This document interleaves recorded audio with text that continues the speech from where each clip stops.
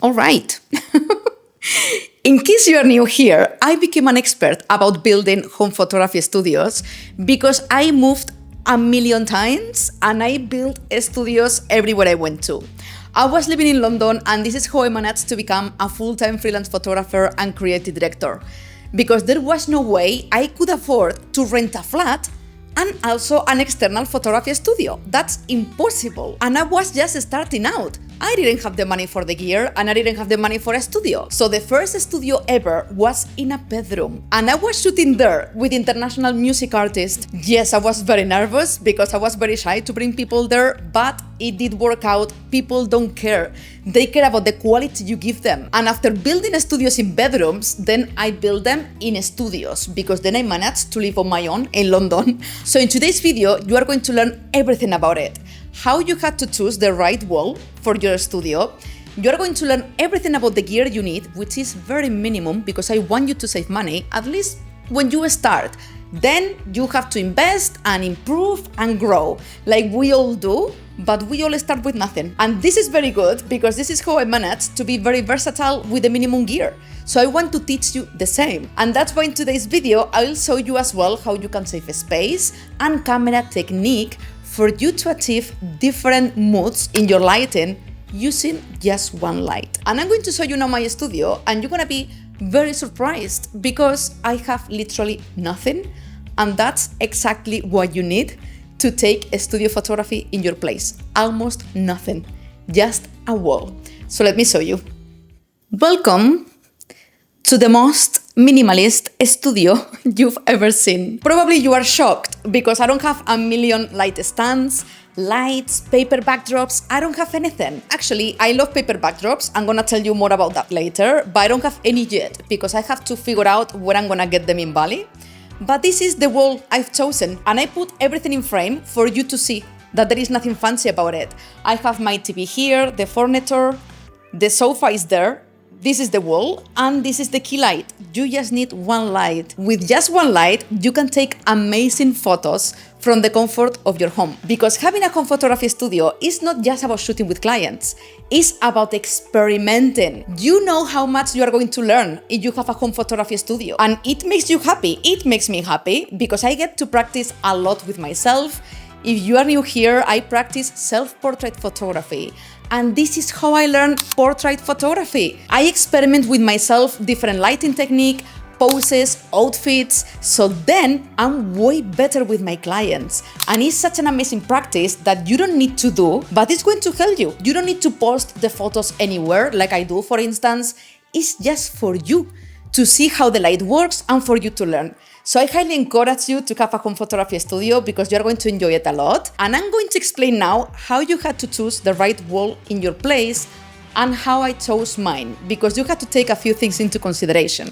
I changed the lens so it's wider and you can see better my place, because I'm going to take you in a very little tour because it's a one-bedroom place. I don't need more, obviously, for myself. So this is the bedroom and I don't have too many choices here because I have the bed there and it's taking all the wall, all the space. But notice here how I have a tiny wall and this could work for you. In Spain, all I had was a bedroom when I was living with my parents, and I was putting myself in the other side of the bed, and then I was locating the tripod just there. It's more uncomfortable, but it's doable because I did it, and I actually have a video on my channel explaining how you can take cinematic portraits in a bedroom. And you are going to see in the video that my lighting was on top of my bed, so you can do this if you don't have a choice, okay? And then I have here the best wall ever, but my decks, my DJ decks, are taking all the space and the TV because I love playing music. This is my other passion and this is what I do after a long day of editing when I need to switch off. So I'm enjoying it a lot. Anyway, as you can see, I don't have more walls there. So if you go to the living room, this is the best space. But I did ask my landlord, I did pay for it, is to put curtains here. because as you can see, the windows are very big and it's very sunny here, so I cannot control the light. So putting the curtains there, I'm able to do it now, and this is very important when you are choosing a location in your place, a wall. Check where you have the windows and if you can control the light coming in. Once you selected your location in your place, it's time to choose the backdrop. If you don't have the budget yet to get any backdrop, just keep shooting with a wall. I don't have backdrops yet. I always shoot with black. It's one I highly recommend because I think with a white wall and a black backdrop, you can create a lot of variety with your lighting just with camera settings. And I'm going to teach you this later in the video. But with a white wall, I was shooting the other day here, press shots for an iris brighter. He's releasing his 5th book in Ireland, actually last week, and I had to create a lot of variety for his publishers. I do have a full case study of this photoshoot in my private community, and I tell you there what the publishers wanted me to do for the newspapers, how I edited the photos, tips for shooting portrait photography, and even some behind the scenes. So if you want to become a supporter and join my community, I'm gonna link it below because I also do portfolio reviews for my supporters. So you're gonna have the link below. And this being said, if you had to choose backdrops because you want more variety than a white wall, I would choose paper always. This is a question everyone is asking me all the time, and I have zero doubts when I answer. Paper. They don't crease and they don't reflect the flash or the light on it. It's perfect and they are very durable. And a bonus tip would be to put tape on the sole of your shoes and the model shoes. This is a trick I learned when I was working as a creative director in London for a fashion company, and it's amazing because you don't get dirt in the backdrop. And regarding color, is a question of taste, but gray for me is a bit useless because you can create a gray backdrop with a white wall with camera settings. So I would go for black. Black and white you don't even need to buy if you have a white wall because it works by itself. But obviously, if you get a backdrop, you need a backdrop stand, or maybe not. So this is a trick many of you know because you've been following me for a while, that I used to do all the time in London, and is using a curtain pole from IKEA. You are going to save a lot of money and a lot of space. You just have to buy curtain hooks and a pole. That's it. It's the best way to have a very minimalist home photography studio in your place without taking space and looking everything super tidy. But the other option I'm going to have to do personally, because obviously this villa, it's very beautiful, it's not mine, it's my landlord's. I cannot make holes in the wall, so I'm gonna have to buy a backdrop stand. This is a good option as well, but it takes more space and it's a bit more bulky and obviously more expensive, but that's the second choice you have if by any chance you are in my situation and you cannot make holes in the wall. And the main thing you need is one key light. You don't need more, okay? When I first started photography many years ago, I was so discouraged by studio photography because I thought I needed a million lights, light stands, backdrops, and I was so overwhelmed till I realized that limitations are your best friend. Thanks to it, I've got very creative with just one light because I was forced to be creative, and that's how I learned. And nowadays, you have so many affordable brands, so I'm gonna explain the ones I have, but you are free to buy any you want, okay? And this video is not sponsored either. These are the lights I use, and I'm gonna explain why. So the one I'm shooting with right now is a continuous light and is from Xeon. It's the B500.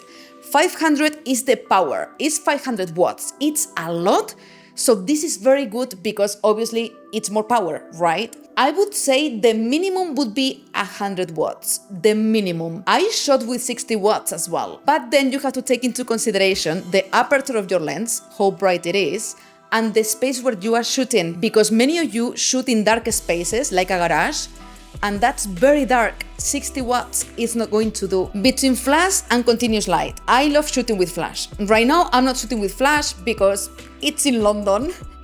I'm shooting just with continuous light and I'm loving it. So in some point, I'm gonna get flash, but this is entirely up to you. Flash is always way more power. You are going to be very safe with flash. But if you're a beginner, the good thing about continuous light is that you are seeing how the picture is gonna come out. You are seeing already how this light is falling on me. So if you move things around, it's going to be super easy for you to learn. You don't have to take the photo and see later how it looks. So this is up to you, flash or continuous light. But if you decide to go for continuous lights, I'm going to put mine below. They are the most portable and the smallest. Reason why I love them, because I travel a lot, and for a home photography studio, they are perfect. And there is one light, if you are shooting in a bedroom, consider the X100 from Xeon. When I left London and moved to Bali, I had to leave all my studio gear behind. Some of it I had to sell it, and some of it is in my friend's place in London.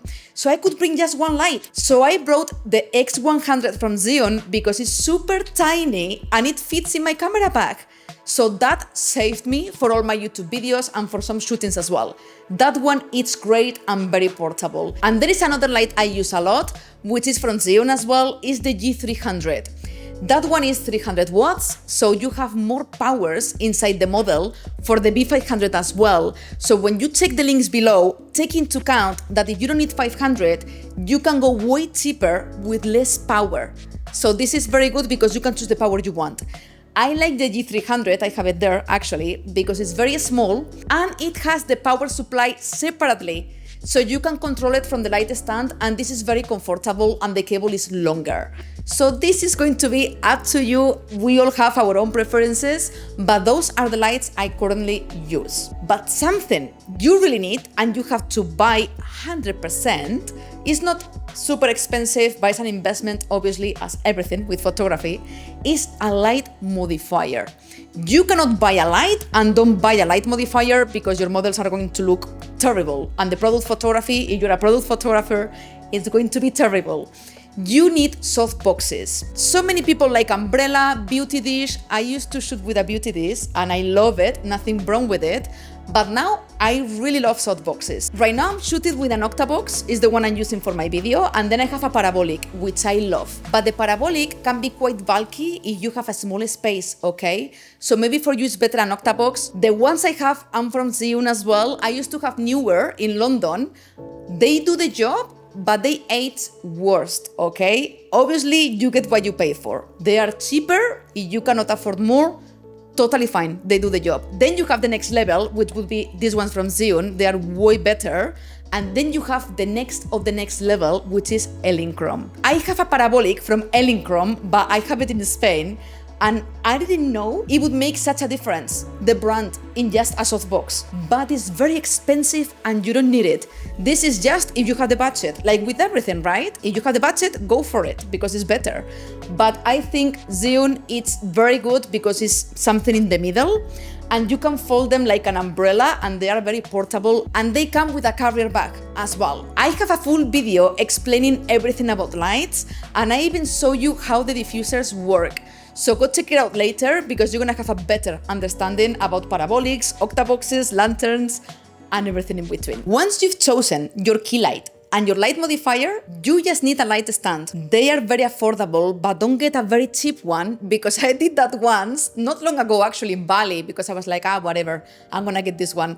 It's very plasticky, very thin. It does the job, but sometimes it's moving a bit and yeah, don't buy a very cheap one. One light stand, one key light, and one light diffuser. Those three things, that's all you need if you have a wall. And then with time, you can invest. I'm gonna give you now a bonus, not tip, a bonus light you can have, which is very inexpensive. You saw it in many of my videos, which is this one. I'm gonna unplug it. I have it here in a tiny tripod. Look at this light, it's so tiny. It's 60 watts and it's RGB.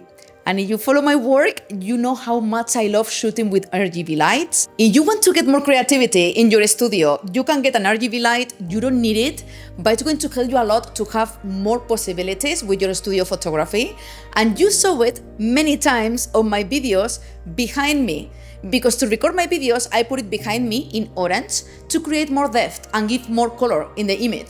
So I use it a lot. I have a second one and I use it a lot for when I'm playing music in my bedroom because it creates a very nice vibe. I love lighting. So you can have one or two. This is entirely up to you, but you are going to be able to do magic with these tiny lights, okay? And with one key light, but you don't need it to start with. This is just if you are interested and if you like RGB lights like me.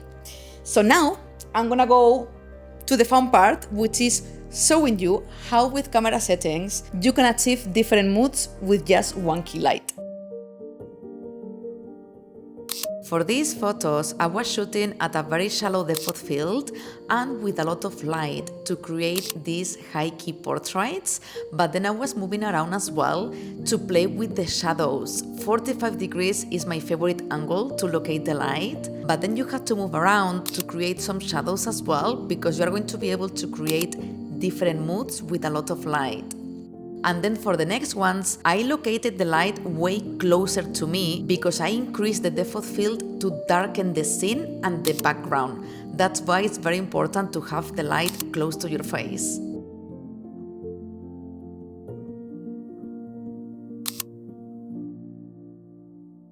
I think you already have an idea of everything you can achieve using just one light.